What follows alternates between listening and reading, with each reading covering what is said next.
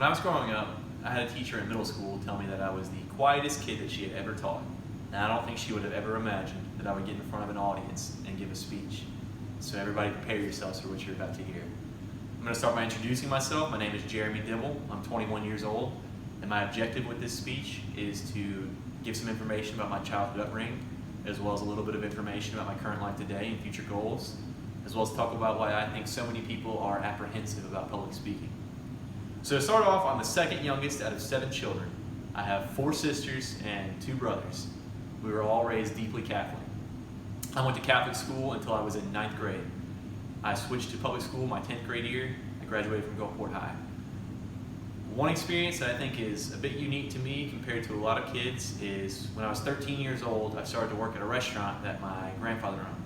I started off washing dishes and bussing tables. And I would continue to work there for about 8 years. I stopped working there last October. Another really meaningful experience to me was after I switched schools, I joined my high school's robotics team.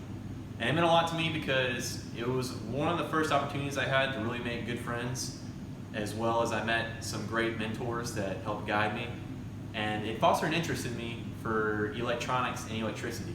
That was my job on the team, was to wire up the robot. It's the reason I chose to major in electrical engineering. As for my life today, it consists of going to work. I work at the airport for Sun Country Airlines, as well as completing my online coursework and altar serving at St. John the Evangelist Catholic Church in downtown Gulfport. I'm also currently discerning the priesthood. And the reason I think so many people are apprehensive about public speaking is because they're afraid of being judged by their audience. They're afraid of seeming uninformed, and I feel like they're very conscious of everyone looking at them, noticing every little mistake they're making up there on stage. And I think the best way to combat that is to prepare well for your speech. Have an idea of what you want to say, and think about it in terms of what kind of message I want to send to people.